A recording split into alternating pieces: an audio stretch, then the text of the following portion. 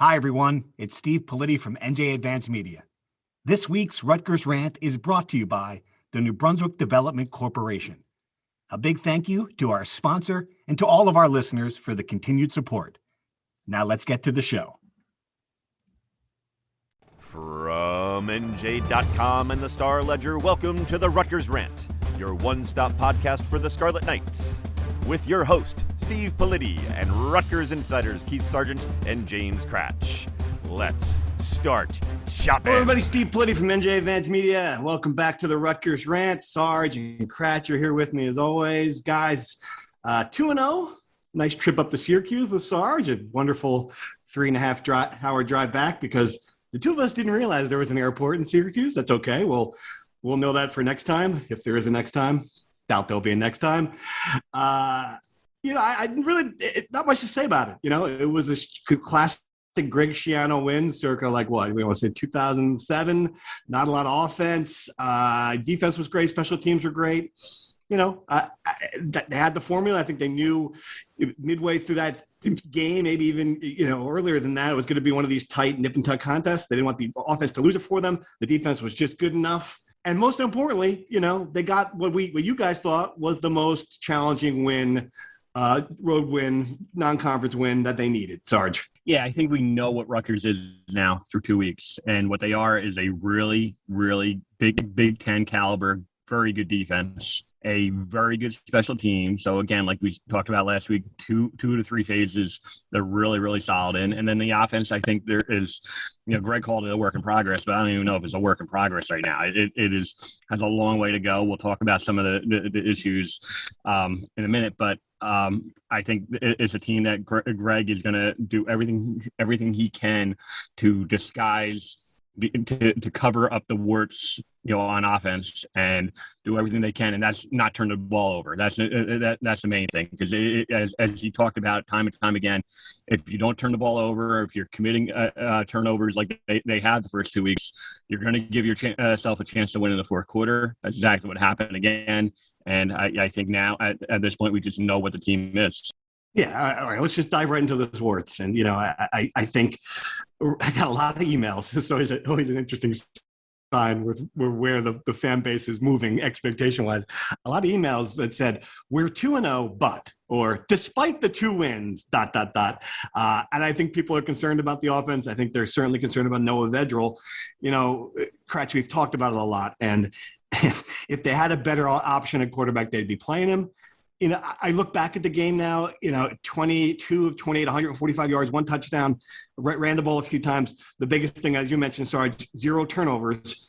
And we're just remiss if we ignore the constant pressure that kid was under in that game. I think about there was one drive when it clearly, the goal was to fake a handoff, drop back, throw a long pass. Before he can turn around and see where Bo Mountain is, Shameen Jones is, he's wrapped up and tackled. I mean, you can't throw downfield if you can't, take a 5-step drop, stop, turn, and assess it. Crash, is that a problem you think is solvable, or is that it? Is this what this team's going to be? I think there's a very good chance this just is what it is, as Sarge said. I mean, when I look at, obviously I didn't make the trip. I watched the game, the tape. There are 2 things this offense has to do to kind of get going. They've got to be able to throw the ball down the field, and they've got to have Isaiah Pacheco get on a roll. You can't accomplish either of those things with the offensive line in its current state. I mean, the offensive line is the problem, and we thought it was going to be the problem going into the season and throughout training camp, and here we are. I mean, they're 2-0. Rutgers fans should celebrate that. Look, for everything this program has gone through in recent years, you have to, be happy with that. And you're barring a catastrophe, you're going to be 3-0 for the first time in almost a decade. That's great. Do I still think there's a very good chance that Michigan is going to be a rude awakening? Of course. But right now they're 2-0, on the way to 3-0. They're winning games. Do I think it's a terribly sustainable formula? No. And the only way that you're going to kind of improve the formula, in my opinion, is that offensive line has to get better in a hurry. What it seems to me is they have regressed to the point that Sean Gleason's genius can't even mask it, which is a big, big problem. Right. Yeah. And I think that is a great point. Are you surprised it regressed? I mean, you've got most of the guys back on that line. Sarge, I mean, I guess I just thought, we knew from the beginning it was going to be a liability. I just didn't think it would be this big of a liability. Surprised, just based on the first thing, going back to Indianapolis when Cratch and I were up on like the 22nd floor of a hotel talking to Greg Schiano. First thing he said to us was the offensive line is going to be an issue. That's his biggest concern. He continued that refrain throughout training camp. I'm not surprised, but yeah, Cratch is right. I mean, I got so many emails and texts and from people yesterday about Noah Vedral. We'll get to him in a second, but there were two plays. We had a great view in the press box, and there were two plays back to back where clearly they were trying to go deep. That the wide receiver got separation, got past his defender, and Vedral had no chance to throw the ball. As soon as he just had no chance. And back to back plays, and you can't say that. Well, Vedral, can't throw deep when, and look, fans are gonna pinpoint the quarterback whenever he gets sacked or whenever you look at the final total. But I'm telling you guys, it just he had no chance in that game. Right, and the idea, and we love to talk about Gavin Wimsatt. It's been a fun story, but you put a kid in that situation against what was a very good Syracuse defensive front, one who's not as smart about protecting the ball. He can't be at that stage of his career. They could have lost that game. It could have gone the other way. I think that's something that's important to remember. We'll talk about him a little bit more as well. Cratch, when you watch that on tape, did you see something that we didn't see off? Was Vedral worse than we're making it out to be? And what were your thoughts when you're watching it? No, I think it's the offensive line is just not good. They can't. I think the back-to-back, they can't. They had the long touchdown pass to Haskins, but I think the biggest thing that kind of stood out to me, and I went and looked at this. Rutgers has had 9 scoring drives. I don't have the numbers right in front of me. 9 scoring, touchdown drives this season. None of them have been longer than 64 yards, I believe. Wow. Michigan has also had 9 touchdown drives. They've been 87 yards, 79 yards, 80 yards, 75 yards. It's that's the issue. I think the scary thing is hey, when they're getting takeaways, they can make things happen. We saw it against Temple. We saw it a little bit, in crunch time against Syracuse. But when those takeaways stop happening, look, that might be a function of this team. This might be a team that gets 2-3 a week, which is great. But if they stop getting those short fields, I really wonder, can they sustain an 80-yard drive? Can the ball get kicked through the back of the end zone on a kickoff, and then they go down the field, 75 yards? The other thing I will mention, too, that kind of struck me was they just, for whatever reason, they're not turning the ball over right now, which is great. But what happens when they inevitably do? It feels like, and especially now that it seems like they're playing so conservatively. And look, Noah Vedral has been tremendous this season, but remember last year against Illinois, he had killer turnovers. So Noah Vedral, we've seen him turn the ball over. So what happens when he has a bad game? That's got to be scary for Rutgers. Yeah, it is a razor-thin margin right now. And we say that when they've won one game by 47, one game by 10. But, I mean, to that point, I do think the defense is very good, bordering with a chance to be even better than that. And, we were going into this game, we thought that Syracuse was going to run the ball down their throats. That was the fear. I mean, this was a running attack that kind of reminded you physical. We look at what happened last year late in the season against Nebraska, and you're like, all right, well, this could be a game where Syracuse is just getting 6-7 gobs of yards a play. Instead, they really shut it down well. Actually, the big play they gave up was in the passing game, the one scoring drive. Sarge, what has impressed you the most about the defense on the other side of the ball? Well, it's the run defense, like you said early on. Syracuse was pounding a little bit, and they figured it out. And I think talking to some people behind the scenes, I think they were able to kind of mix and match and be able to kind of just do some different wrinkles, and they were able to they rotate a ton of personnel early on. Defensive line, you saw that they kept on rotating defensive linemen. So they a lot of credit on that. I don't know if Crash was able to notice that on his film review, but and there were some Syracuse receivers who got separation, and there were opportunities for a good quarterback, for maybe, Cade McNamara, for example, who I think is a good quarterback, to exploit in a couple of weeks. Syracuse doesn't have a good quarterback, and I think that could be an issue going forward. Now, Christian Izien had an amazing breakaway, right before the end of the first half that I think you touched on in your column. Yeah. He's a very good player. Yeah, he's very good college player. But again, you could look back on the film or you just watch it live. There were some Syracuse wide receivers who got downfield, had separation. Good quarterback exploits that. So that's probably something that you need to keep an eye on. But again, overall, the numbers speak for themselves. The defense has been very, very good. The defense, and of course, the punter. I got to tell you, Kratz, and I know I can't extol the virtues of our friend Adam Korsak to you of all people, Kratz. But I mean, it was pretty remarkable. And then that's 2 straight weeks that he has taken a punt and pinned the team back so far that it completely changed the momentum of a game. He did it against Temple. They got a safety out of it. That was kind of the end of that game right away.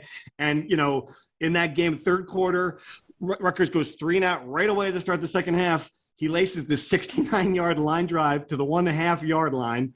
And that, you could just tell that just completely took the wind out of Syracuse's sails. I asked him about it, and it's great. Like he's that great golfer that, like, well, I could have put it above the hole on, like, when you hit it 7-iron to 3 feet. He's like he's nitpicking what he did. I'm looking at you like you could not have literally could not have run down there and placed the name better than you did.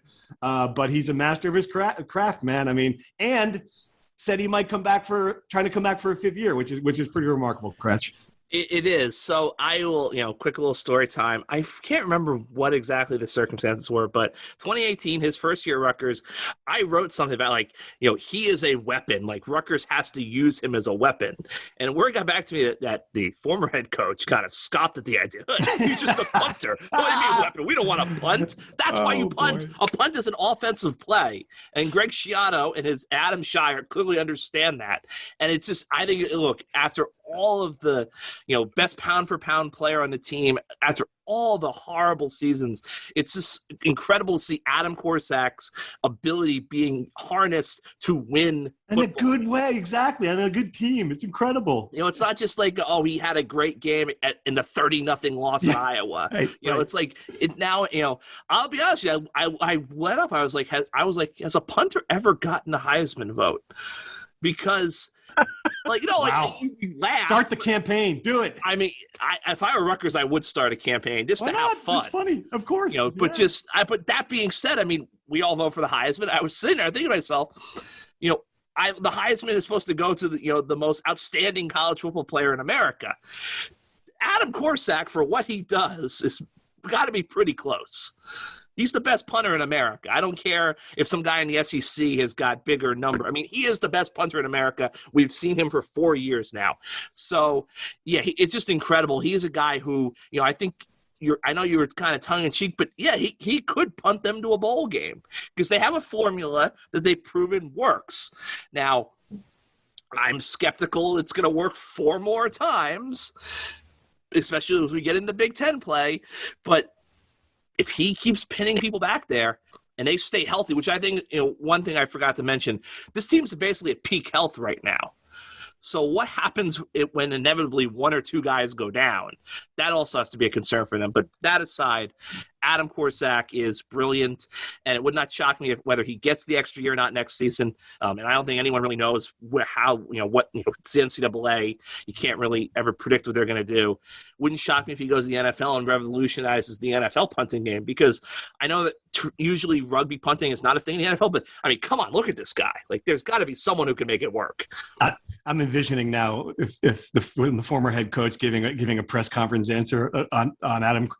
Adam, he's a punter. He's a good. He hits. He kicks the ball. Shows up. Goes to practice. Is he a weapon? No, not a weapon. Sorry. I just want to know, Cratch is booked for Orlando for the College Football Home Depot, College Football Award show. Great guy award. The great guy. I mean, all kidding aside, Adam Korsak is probably going to leave here with all the punting records. I think, So Rutgers has had great punters since 2000. Yeah, Ryan Anderson. Who else? Anderson. Barr. They've had, Joe Radigan and Radigan. Yeah. They've had, their first, all Big Ten, performer was a punter, a couple years ago. So they've had really good punters, and this kid is, going to be without question the best in school history. He is no doubt Rutgers Hall of Famer. Like, if you look at all the guys on the roster, wow, Hall of Famer. We've got to move off the punter, or they're going to cancel the show. I don't think there's ever been a podcast in the history of the internet that's been canceled, but I can see it. And they're going to, all right, too much on the punter, you guys. The rant's over. Yes, but I agree. Hall of Famer, whatever place you want to put our punter Adam Korsak, he belongs there. All right, let's jump into true or false, guys. Got a lot of topics this week. You know how it works. True or false? Gavin Wimsatt will play against Delaware. Cratch, true or false? False. Sarge? True. True. Nice. All right. Good. So here's the next one on that line. True or false? Gavin Wimsatt should play against Delaware. Cratch, do you want to see him? Should we see him? Of course I want to see him. True. True. Sarge? Those are two questions, Belletti. Try to stick to your okay. Should he play against Delaware? That's the question. True. He should. Again, behind that offensive line, he should play. All right, we'll come back and talk about that. True or false? Rutgers is afraid to let Noah Vedral throw the ball long. Cratch, true or false? I'll say true. Sarge? I'll say false. I'm saying yes. I'm saying false too because they did. The second half, true. Right. The second half they did. Yeah. And they designed a couple plays that just didn't work. So. True or false? Kyle Monangai should be the featured running back on this team. Cratch. False. Sarge? False, but can we get back to it? Yeah, we'll get back to it. Yeah, I'm going to say true. So we'll definitely get back to it. True or false? Where's the separation? Rutgers has a wide receiver issue again. Cratch, true or false? False. For now. Sarge? False. False. I'm going to go false as well, although we really don't know. True or false? Coaching can solve the Rutgers blocking problem. Cratch, can coaching save this? I'm going to say false. Sarge? False. Yeah, I hate to say it, but I think it's false as well. True or false? Rutgers never has to worry about Syracuse or Temple as a recruiting rival again. Cratch, true or false? False. Sarge? True. Were you in a Carrier Dome? Was anyone in a Carrier Dome? I'm going to say false too because their best recruiter might be the Temple head coach soon. All right. True or false? Iowa is the Big Ten's best shot at the college football playoff. Cratch, true or false? I will say false. Sarge? False.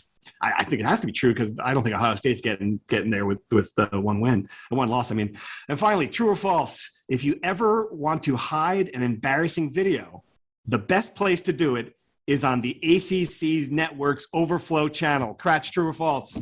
True. Sarge?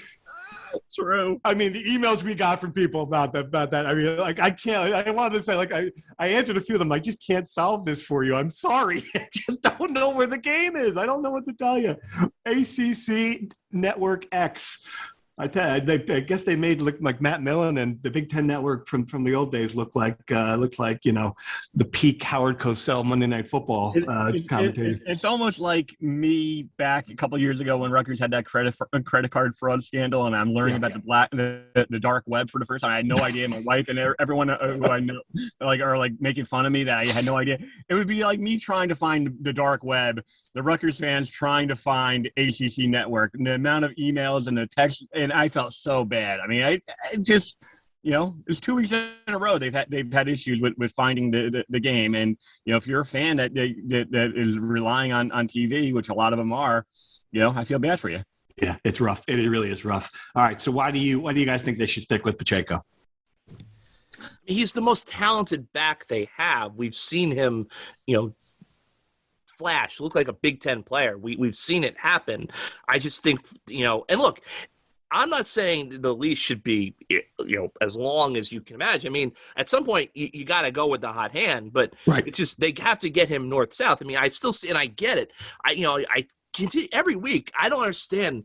Every week I'm like, why is it still happening? He's 6 yards deep in the backfield, and then we're handing him the ball and he's running sideways. Like, I just don't get why they keep doing that. If he's doing that on his own, they've got to get him out, because Monagai goes north-south. Like, he gets his shoulders upfield and he goes. But I think at this point, Pacheco just, when he gets going, you can't stop him defense. We've seen that. That's why I think you have to stick with him. Yeah, so Monangai, I think he has some Ray Rice in him. I'm not comparing to Ray Rice, but that size, and I know Greg Schiano's always liked those smallish running backs to get to get rolling behind a big offensive line, which they have some tall guys on the offensive line, because the defense doesn't see him, and then all of a sudden he's 2 or 3 yards up the field and gets another burst. Especially with their blocking scheme, the zone blocking scheme that they tend to employ. Monangai might be a better fit down the line. I still think Pacheco's a more talented player, so that's the reason why I said false, and I would not give up on Pacheco yet. Yeah, you don't give up on him, but I will say, you want to get more carries for Monangai. I just think he looks like he could be special, and the offense where it is now, he's got to start trying new things. We talked about the coaching can't solve the problem. I will say this though. There are some short passes that clearly are where I know fans get frustrated. I made a joke, like they have a wide array of 4-yard passes, and they do. But the wide receiver screens seem to work a little bit for Bo Melton. They say, they at least they're getting 5-6 yards on first down. So there are some things they can do. We'll talk about it in the insider questions. A lot of the insiders want to know why there are more tight ends involved in that. Kratch, what do you think? Is there something scheme-wise, even if you can't improve the blocking up front, can you scheme around it a little bit? I think you have to. I go back to the touchdown so I can Stemple. I do think a lot of their offense is going to be quick pass to Bo, get him in space, let him run. Him and Cruikshank. I think that's going to have to be a 5-yard pass that Bo then takes 50 yards. Like, that's going to have to be a big part of their offense.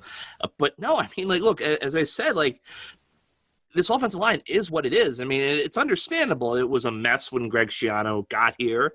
It's very difficult to, getting a good offensive lineman out of the transfer portal is like signing a good offensive lineman in NFL free agency. There's only like 3 of them, and they're going where the most money is, or in the NFL, like, if you're the best offensive lineman in the portal, you're going to Alabama, you're going to Ohio State, you're going to Clemson, you're not going to Rutgers. So you can't do that. You got to develop these guys. It can take, I remember talking with AJ Blazik, and he said, when he was at Iowa, like, offensive linemen at Iowa didn't play until it was like year 3 or year 4. Like, that was just the way it worked. Like, it takes a while to develop the guys. So this is what they've got. And as I said, last year, they're able to figure it out. But so far, I mean, there's a reason Greg Schiano has recruited about 10 of them in this upcoming class. I mean, it's exactly. Yeah.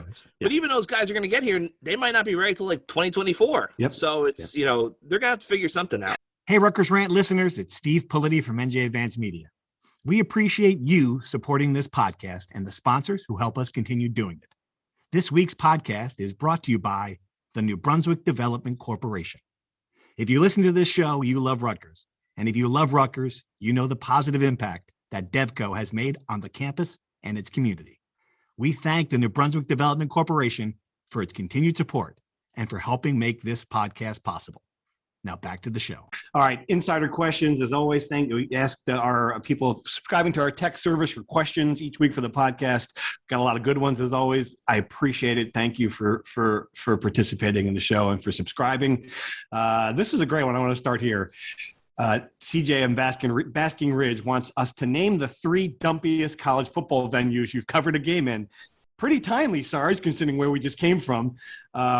So we're driving up. Just a little quick story about going to the Carrier Dome. We're driving up, and I'm doing a radio interview, and the guy in ESPN New York, ESPN, I don't know, Utica or whatever it was telling me about it. Oh, they really improved the Carrier Dome. You're going to wait till you see it. Big new scoreboard. They fixed the roof. It no longer has that suction noise when you walk into it. I'm like, oh, that's good to know, because last time I was there, it was you know what? It was just an absolute dump. So we get there. I'm looking around. There's a new scoreboard. I guess, there's new lights. It looks better. Have to go to the bathroom, walk into the bathroom, and you're still urinating in a trough. What is this? I mean, you can't give me a urinal? You got to give me a trough? Syracuse? I mean, what? It's like, this is Deadwood, 1869 here? Come on. A little TMI. I'll be honest. Is this TMI? I don't think it's TMI because a lot of fans, I'm sure there are Rutgers fans who were at that game who thought the exact same thing. Like, what's a trough? My goodness. Nothing will ever beat Legion Field over in Birmingham for the Oh, yes, that's right. I know there's history involved, folks. I know I'm going to get some angry emails from Alabama. I get it, but all I know is when I arrived, I'm not going to throw the coach under the bus. So I'll just say Rutgers official. There was a Rutgers coach when I arrived. I was walking in with the coach. It's his first impression of it, and this was a coach who had seen a lot of football fields in his life, and just was horrified. He was like, "What the bleep is this?" And it was bad. It was bad. Nothing will ever top that. Carrier Dome. Is just not good, and that's the reason why I said that I don't think Rutgers should worry about Temple for sure, and same thing with Syracuse. I think Rutgers is in Big Ten.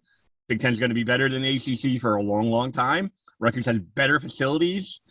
We couldn't say that back in the early part of Greg's first tenure. Now they have better facilities than Syracuse. Syracuse should not be a recruiting rival. Kratz, you must have a facility. You must have a stadium you covered a game in that's not good. So, I mean, the worst stadium it's not a college stadium, FedEx Field or whatever. Whatever the Washington football team. I think it's still FedEx Field. It's just an abomination. Thanks for reminding me. I'm going there Thursday. Thank you. It is the worst stadium in America by far. College-wise, I'm not saying this because where it's like Clemson, Memorial Stadium in Clemson is a dump. Neyland Stadium, Tennessee, is the ugliest stadium I've ever been to. I mean, it is just hideous from the outside. Vanderbilt Stadium, kind of dumpy. Real funny, quick, two funny things about my trip to Vanderbilt. So we go there, and there was like this big church that like was selling out, $10 to have tailgate parking. And I guess the minister of the church didn't realize that people drank alcohol at tailgates in the South. So he's like running around from car to car, basically trying to dump people's booze out. And they weren't really having it. And then we go to the game, very sleepy environment. Like there's the lights are out in the press box. So it was like you're falling asleep. And I start to smell smoke. Like the kitchen crew that was like working the press food, like once they closed shop, they just started smoking cigarettes in the press box. So that was interesting. Outstanding. The nicest surprise stadium I ever went to, Mississippi State, has a beautiful stadium. Oh, I believe that. A place you think would be a dump. Yeah. All right. That was a good question. Thanks, CJ. I got two good questions from Diane. Wanted to know, one, why does Rutgers continue to use the shotgun instead of taking a snap under center in a 4th-and-1 situation? I wondered the same thing. Fooch, our good friend from the TV network, this is one of the radio network. This is one of the things that he brings up a lot too. And the second part is another great observation. In both games, I have seen multiple times the quarterback take a snap and fake a play action handoff to someone that was not there in the backfield. I noticed this too in the game. Is this confusion? What's going on with that? Kratz, go ahead. Field those for Diane. Diane is 1,000% right about under center. It boggles my mind that teams want to go 7 yards to get one. With all the analytics that go into this thing, they still haven't figured that out yet. Doesn't make and it boggles my mind at the college level. When you see it at the high school level, when you see these high school, it's like, coach, like you're trying to run an offense that a college runs on Saturday, but their worst player on the team is better than your best player who's ever been to your school. So why are you doing this? And then for the other one, I mean, I think that's just confusion. You got a lot of emotions going on. It's early in the season still. Believe me, I don't think there's any specific, subterfuge about Noah Vedral faking a handoff to a ghost. All right, great questions, Diane. Alex from Marlboro wants to know, poor quarterback play from Syracuse saved and exposed Rutgers secondary. That's a good point. It really did. Will Avery Young go back to corner? How hurt is Patrick Renee? And also, why has Tyshawn Fogg disappeared? Sarge, you want to field this one? I mean, we noticed that with, obviously, we talked about the great play Izzy made to stop that. Otherwise, I didn't think the cornerbacks were terrible, but not a lot of opportunities, really. What's your overall thought about the secondary right now? Well, Max Melton's playing at a really high level. Yes, absolutely. He's the number one cornerback. And Cass Abraham's playing at a really high level. He's playing at a good level. Patrice Rene, we don't know. So, he obviously did not dress for the first two games. Graciano has been more coy than he's ever been about injuries. So we just don't know the long-term status on Patrice Rene. I wish I had the answer for that. And then the third part of the question, Politi. Sean Fogg. Oh, so Fogg's been splitting it with Tyreek Maddox-Williams. Maddox-Williams is the faster guy.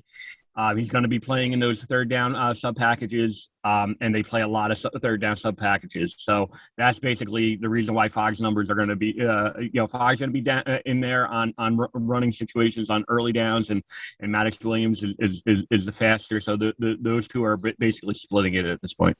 Hard to know since 03 makes every tackle and every running play anyway. So, all right, great questions, Alex.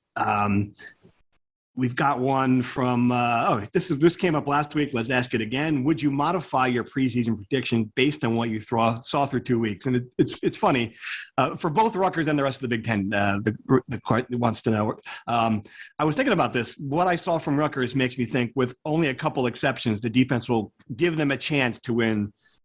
8 of the last 10 games. I mean, they'll be in these games. I'm not saying they're going to win them, but they will be in them. Which means if you have a chance in the fourth quarter, you've got a chance to win. The offense on the other side, makes you think that they could struggle in the games. I would not at this point. I said 5-7. I think they're going to win. I still think they're going to win a game that you didn't expect them to win, and lose a game you didn't expect them to win. So I'm going to stick with 5-7. Are either one of you changing your predictions?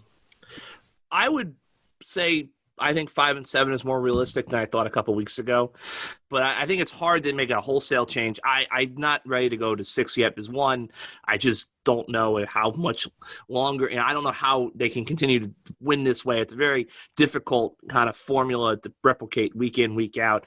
But I think Illinois and Northwestern aren't as good as maybe I thought they were going to be, but I also think Michigan State's better than we thought it was going to be. So it's kind of ebb and a flow. I think we'll have a much better idea once they get past the Michigan State games midseason. I think that's when we'll really know what direction this team is going. Because we got the Delaware game. I don't think we're going to learn a whole lot from Delaware. I don't think we're going to necessarily learn a whole lot from Michigan and Ohio State. But homecoming Michigan State, I think, is the real acid test for where this team is going in a couple of weeks. Sarge? I changed it last week, and I'm going to stick by it. I think they have 6 wins in them. I think they're going to be 3-0 non-conference play, and then Kratz mentioned it, Northwestern and Illinois, and then Maryland. Maryland. At the end of the year, I think that home. I think there's win number 6. Wow, it's okay. That's and here we go to the Fort Worth Bowl, everyone. A good one. Another question. How do you think Rutgers will make sure not to overlook Delaware? And will they get back to votes, get more votes in the AP poll if they do go 3-0 and go to Michigan at that record? Kratz, you're more of a poll observer than me. Do they get votes at 3-0? I don't think so, but it wouldn't shock me. Just because I don't – the coaches poll is giving them votes. AP is not. I don't – Greg is a member of the coaches poll. I think we know where the votes are coming. I don't want to expose any mysteries. Some insider of baseball. I'm not saying it's Greg who's voting for Rutgers, but I'll climb on that ledge. Only USA Today coaches poll that was ever publicly available was the last one, and he hated when I would report it because it was public information. I worked for a Gannett paper at the time. He hated it, and he would always, if Rutgers was, he would give him like 21, 20, 19, and I guess he would just say, look, I have confidence in my team, and but the coaches poll, and it's not just Rutgers, it's not just Graciano, but the coaches just are so like they will vote for their teams left and right. So I don't think there's a ton of mystery there. The coaches poll, like, I understand if you're good at it. No one cares about the coaches poll. Like, one, it's not the coaches poll; it's the chief of staff and communications official poll. That's true. Two, I'm pretty sure that Steve Spurrier, every year in the preseason coaches poll, he would vote Duke 10 just because, of his affinity for starting his career. This is true. He did. One year, I was covering Duke. They were 0-11 the year before. The next year, they had a vote in the coaches poll. Yeah. And I called Steve Spurrier, the Florida coach. I called the switchboard, somehow got through to him, and I asked him, Coach, are you voting for Duke? Oh, yeah, heck, that got a soft spot in my heart, the Blue Devils. But they were 0-11 last year, Coach. Yeah, but, that was last year. Yeah, exactly. It's so, yeah, it's a thing, Anyway, they could get a vote. I don't see Delaware moving the needle. As for how you protect against Delaware, you flip on the tape of the Florida State game. Florida State, Jacksonville State. Or, better yet, and this might upset some people at the Health Center, you tell them a little bit about New Hampshire. Oh, boy. Do we want to go into that, Sarge? Do you think he's going to bring that up? I don't know if he wants to bring, he might have buried that deep in his subconscious. He does, use stuff like motivational tactics. It'll be interesting. I'm going to ask him today at the press conference. By the time we, this goes on air, by the time a lot of people listen to this, it might be after. But you're going to ruin his day at the press conference. I probably will. I'll probably, right away pee in the Cheerios. Yeah. Hey, you're 2-0, Coach. What about that New Hampshire loss in 2004? Let's talk about that. I don't think they'll give votes, but at that point they don't need to give votes. It's certainly.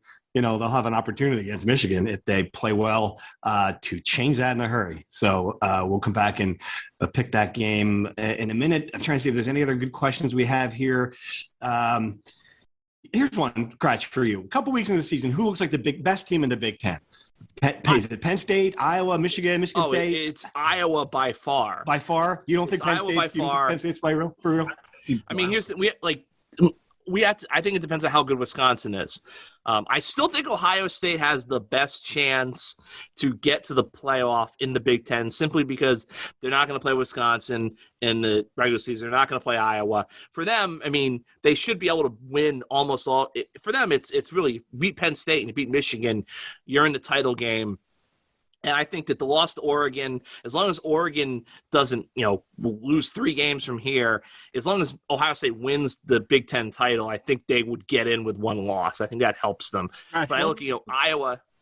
Go ahead. When was the last time the Big Ten West team beat Ohio State or even Penn State when they were in a big spot? When was the last time? It might be Bielema's last, and I think that's what I'm saying. I don't know how. Again, Iowa is 2-0 and they're ahead of Ohio State. I just, I know every year is different, but when was the last time a Big Ten West division team beat Ohio State or Penn State in a big spot? This might not be that Ohio State team, though. This team does not look good. I do think they have some issues at quarterback. I think that quarterback does not give me the wow factor that quarterbacks in the last couple of years have.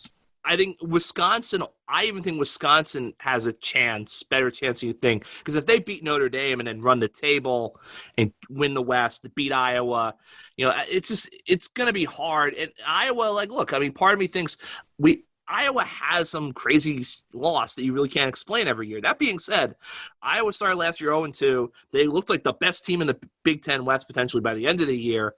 Now they're cruising, although I think Indiana and Iowa State were highly overrated coming into the season.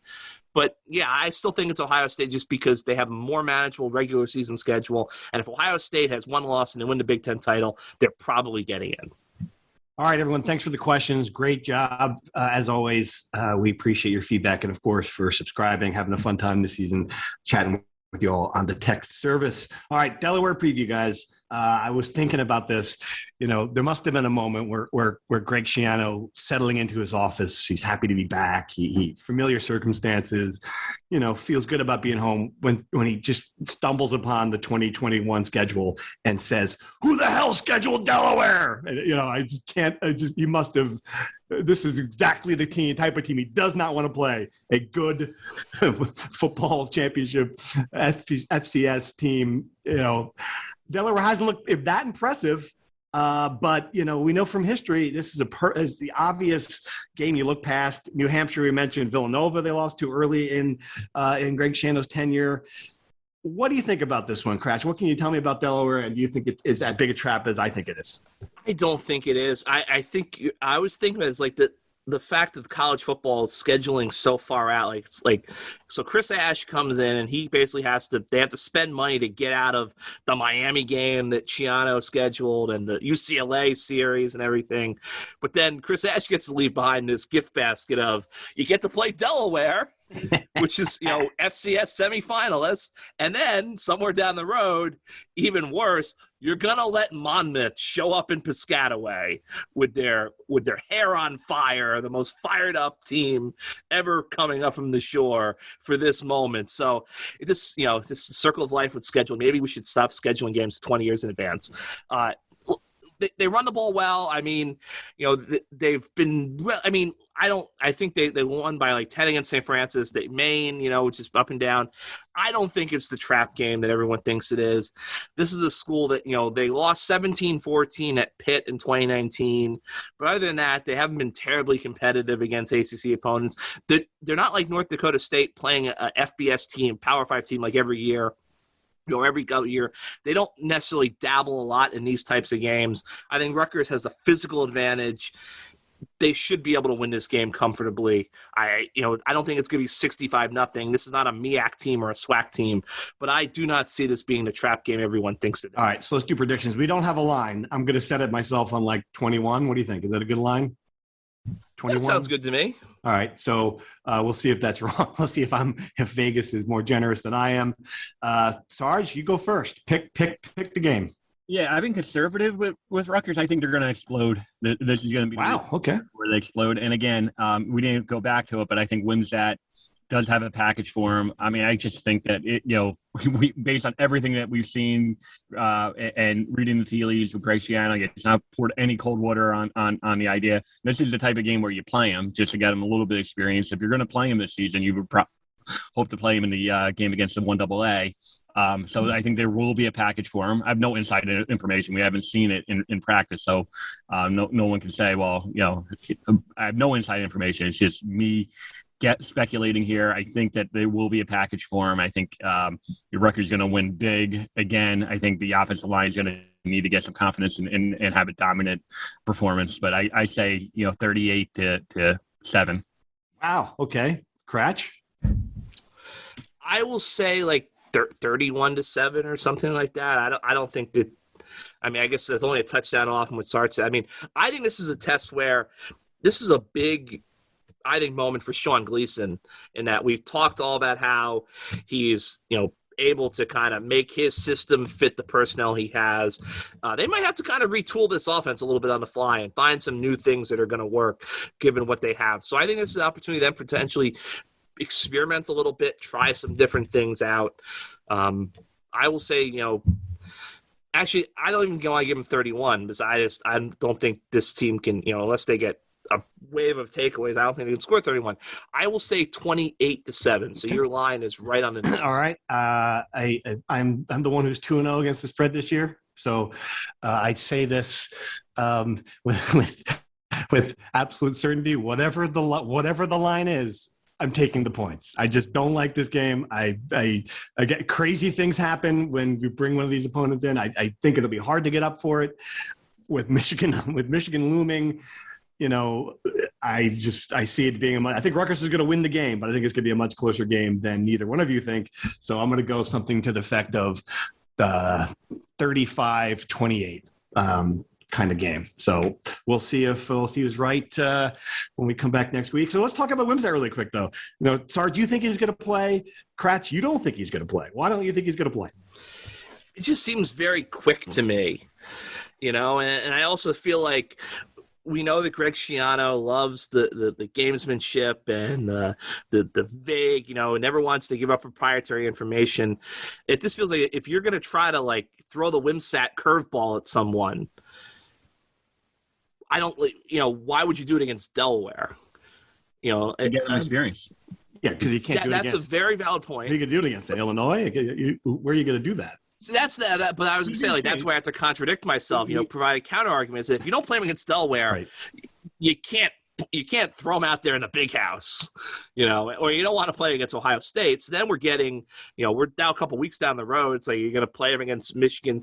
Maybe Michigan State is the spot because, his family was planning to go house hunting that weekend. Anyway, that's when he was supposed to be here, Michigan State game. So I think it just seems really quick to play him against Delaware. Wouldn't shock me if he plays. I think it would be kind of, it's amazing how people have kind of moved into these camps of there's no way he's going to play, and he's definitely going to play. But yeah, it just seems a little quick for me. I've always thought that maybe mid-October would be where you could realistically get him on the field. But hey, if he plays against Delaware, I mean, it's going to be a heck of a show. We had this moment in the Carrier Dome, Kratch, where we get there early and he's out there and he's playing catch with Vedral. And I mean, Sarge and I are basically like, hunched over on our seats, kind of watching his. And I said to him, like, wow, kid's really got a good arm. And I thought about it, like, well, of course he's got a good arm. I mean, that's like, he could play a catch. If he doesn't have a good arm, he wouldn't be, recruited as a quarterback. Yeah. So the breathless update of me watching him play catch was something else. And Sarge, you took video of it too. You were even more into it than I did. I was. Two things about, and I'm not saying Kratch is wrong. Kratch might end up being right, but how hard is it? Are we overrating a little bit? If you're just going to do a specific package, a Johnny Langan specific package and make the terminology as simple as possible, how hard is it to get? He's in shape. I mean, he arrived in shape, so how hard is it for him to give him a package of like 7 plays and just he's not gonna start against Delaware. I get that, but at some point late in the second quarter, could you see him for a package? For a series? I think we might. Yeah, I totally agree. If not now, then when? All right, what else do we got, guys? As soon as we hyped up women's soccer for the national natty, they lost 2 games. I see. Anything else going on campus, Kratch, that we need to talk about? First ever volleyball games at the RAC. Whoa! I believe they had a solid weekend. So that's big news. I mean, that's a kind of a quick ascent for a program. I mean, I coming into the summer, I didn't think they could physically put a volleyball court at the RAC. I thought I was under the impression they had to like literally drill holes into the basketball court that would ruin it to put a net in. But I guess they basically trucked the floor over from College Avenue Gym and threw it on the RAC. I don't know all the details, but they're playing in the RAC, and that's a big step for that program, I think, because it's going to allow BTN to put them on TV as they did this past weekend. And I think it's much better. It's a lot easier to recruit when you can sell a nice arena or, a respected or a cherished arena. I won't go as far as say the RAC is nice than, the barn. All right, field hockey also lost, men's soccer. So, it wasn't a good start. Every team stumbles eventually along the way. So not a surprise there. All right, guys, that's it. Appreciate everyone for listening and for participating. We'll be back after the Delaware game. Talk about that in the Preview Michigan. Thanks for listening. Thank you for listening to the Rutgers Rant. To participate in the conversation and receive live updates about the Scarlet Knights directly to your phone, sign up at NJ.com/insider.